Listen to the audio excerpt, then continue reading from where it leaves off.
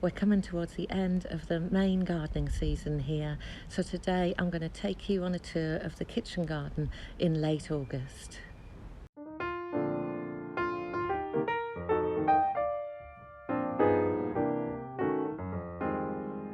Welcome back to Grown Frugal, and if this is our first time meeting, I'm Susan, and on this channel we're all about learning how to live a lower cost life by growing food, by cooking creatively and finding simple ways to save a bit of money while still eating sustainably and healthily. And today we're here on the 24th of August, and it's coming towards the end of the main veg gardening season, or at least a period of it here. So there's lots to show you, and in my last kitchen garden tour in July I was boasting about how lovely one of my raised beds was, and then the very next day we had a bit of a disaster.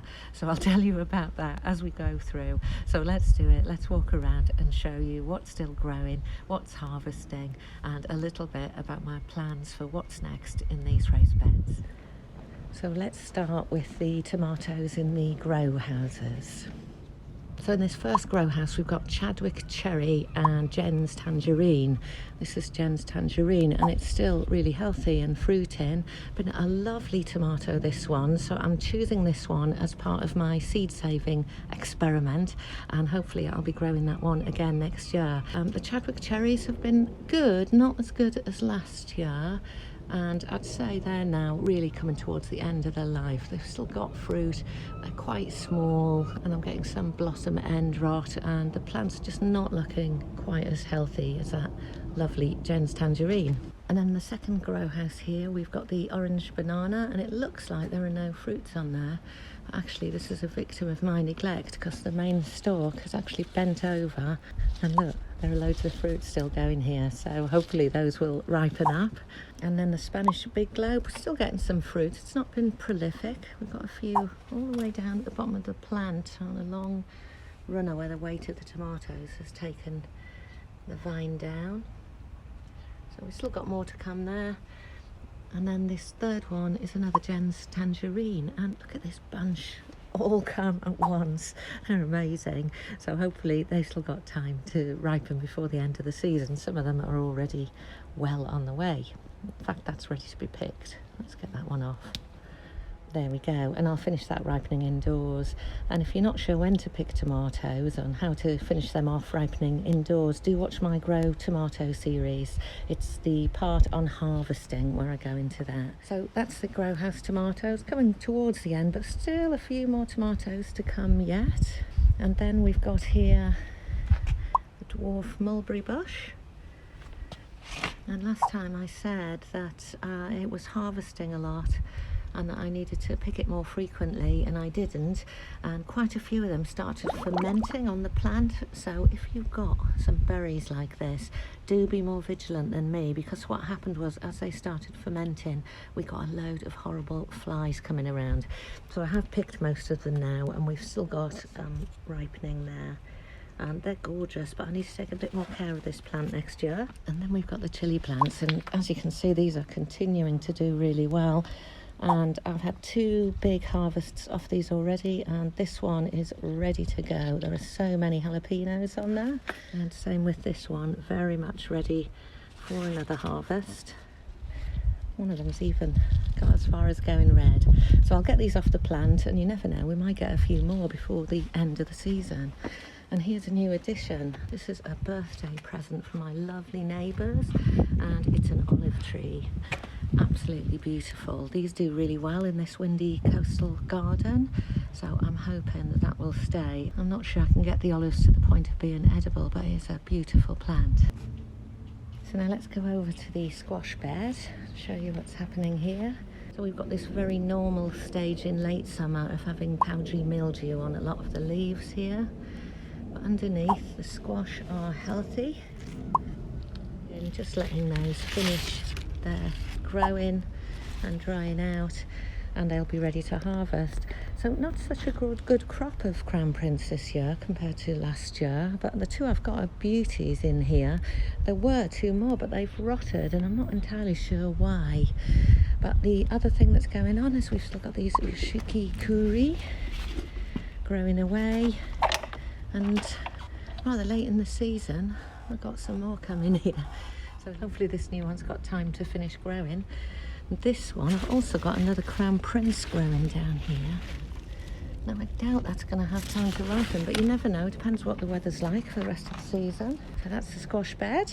Not looking as beautifully green as we like it, but that's normal for this time of year. So if that's happening to you, it's very, very normal to get a lot of powdery mildew on cucurbits at this time of year. And then here are the outdoor tomatoes. This has been an amazing crop this year. Still cropping, again, coming to the end, starting to look like they're wearing out. But still lots of tomatoes to be picked here. These are the AURORA and the GRUSHOVKA tomatoes, and I will definitely be growing these again, especially the GRUSHOVKA.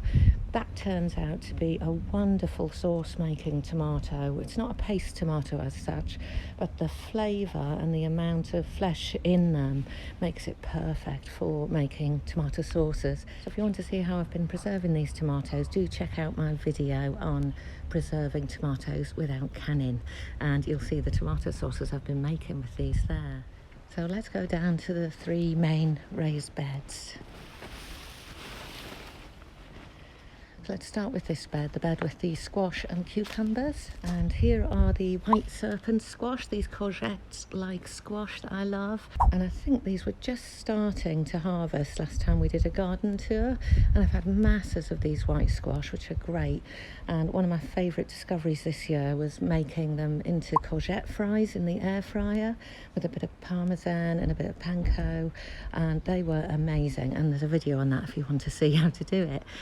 So this plant is still going, but again suffering from that powdery mildew towards the end of the season, and it's fruiting slowly now. And I think that's because I've been on holiday off to a caravan in Yorkshire, and when I came back there were 3 enormous white serpent squash, which are totally edible actually, but I think what's happened is that those must have really depleted the plant's resources, because since then there's been probably 2 weeks with no squash at all, and it's only now that it's starting to fruit again. And then here we've got the extra Crown Prince squash, and then at the end of this bed we've got the cucumbers. These suffered terribly from the drought and the not picking when I was away, so the leaves are quite unhealthy now. We've got a lot of powdery mildew, but I did get a few fruit yesterday.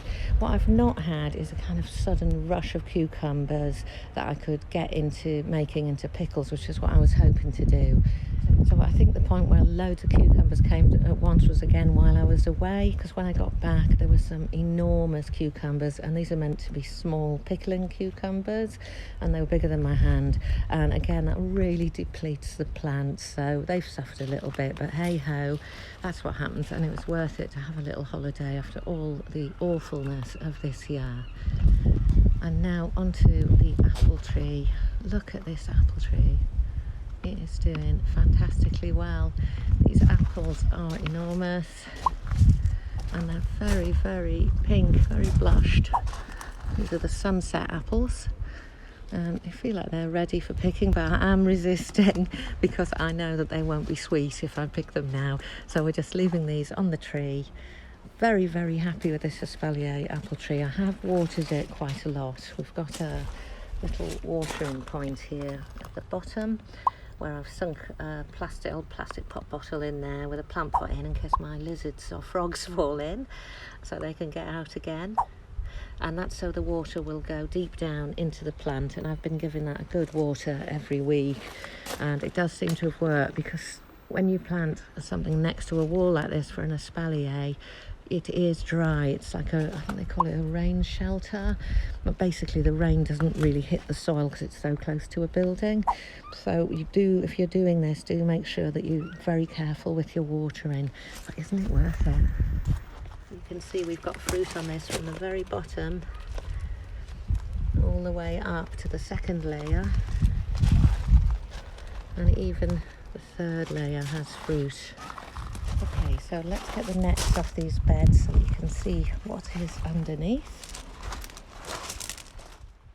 So this bed is the one where I was boasting last time that my raised bed was looking really orderly, unlike the usual. And I'm so pleased I did the filming that day, because the very next day I got up and there'd been an absolute party in the bed by the local foxes, and they had dug a really deep hole.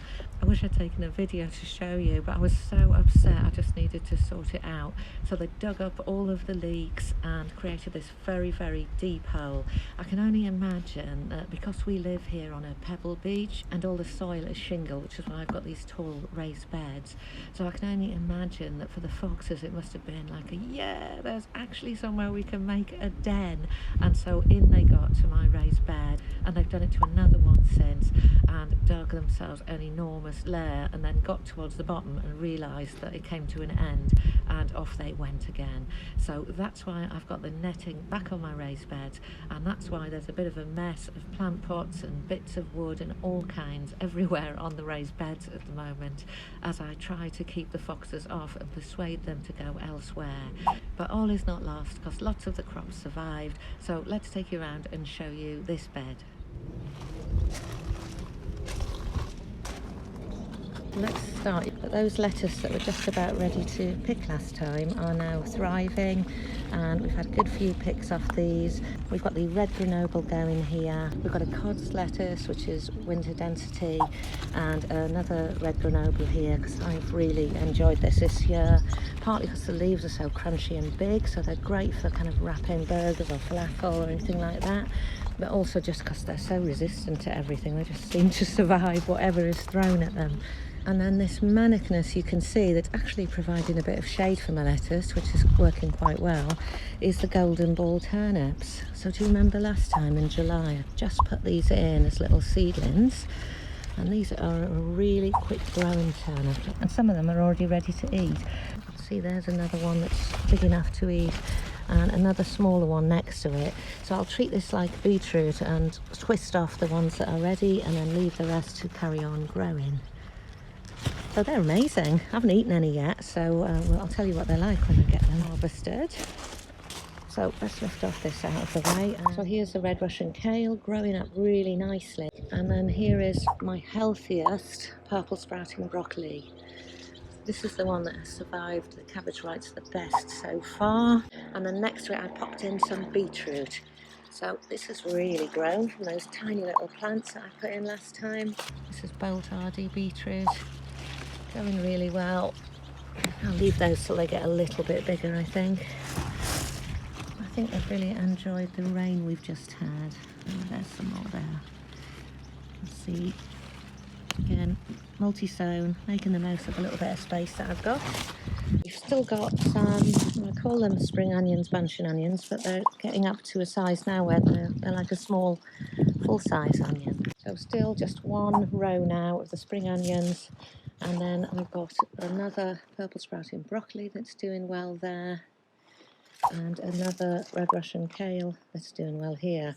So I'm hoping these will do well through the winter for me. So the purple sprouting broccoli will sit through winter and for harvesting next year, but this red Russian kale I'm hoping will be harvestable and keep harvesting through winter. This bed won't be covered with plastic, so we'll see how it gets on. And it's this bit here where the foxes got in, and there's no sign of that now because I immediately got involved in clearing the bed. But actually there is a sign of it, because I think the fact that all of the leeks have been thrown out of the bed, and they were quite small then, has weakened the plant. And what we have now is another attack of rust, would you believe? And I've decided to take them out, because if they're rusting now, it's only going to get worse, and I'm going to have more soil with rust in it. So I'm going to hit this one early and get them out. So some of them are already very harvestable, so that's fantastic. So they've grown really quickly. And then the others are more like a large spring onion at the moment.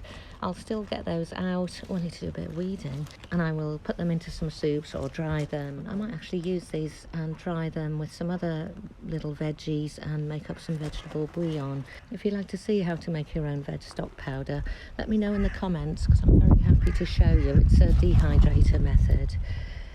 So there they are. And then if you remember, I had that catch crop of radish where I just popped them in between the leeks, and I've harvested and eaten them all but one because I just wanted to save one to show you.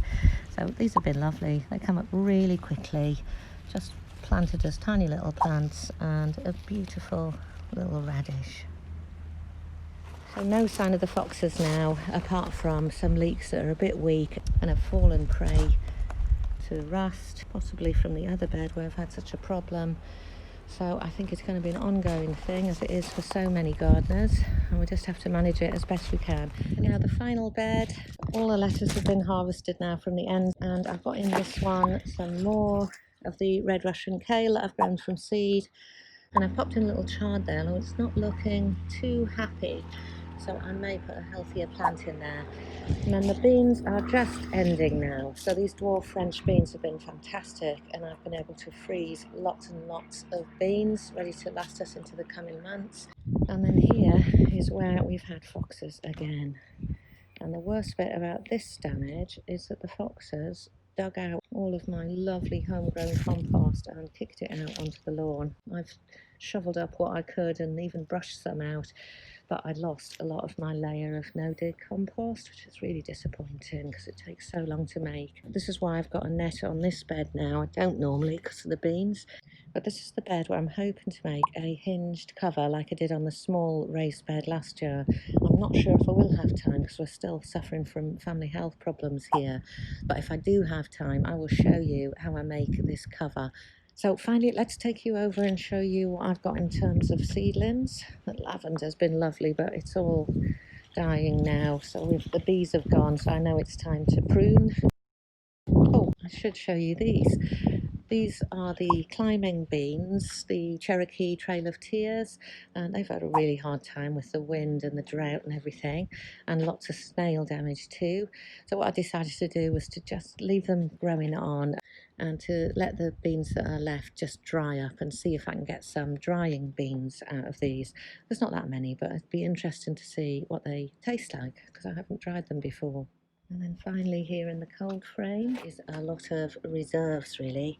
So these are all grown from seed, and most of the things that survived are the red Russian kale. So despite being in the cold frame with a cover on, somehow the cabbage whites did get in. They're very determined, and they've really favoured the purple sprouting broccoli. And Basil's been left alone here, and there's the two purple sprouting broccoli that were doing really well. Barely anything left. Oh no, this one's got no leaf left. That's definitely not surviving. I don't think the other will either. And then again, my reserve seedlings here, I've got a lot of chard, so I'm going to be planting more chard. I've still got a couple of very small purple sprouting broccoli. Shh, don't tell the butterflies. And some more chard and some more red Russian kale. And what I'll do with these, once I've got everything planted up and I'm confident that things are starting to grow and have escaped the butterflies, I'll share the rest of these seedlings with people round and about. So if you are a new gardener, I'd really recommend you grow extra.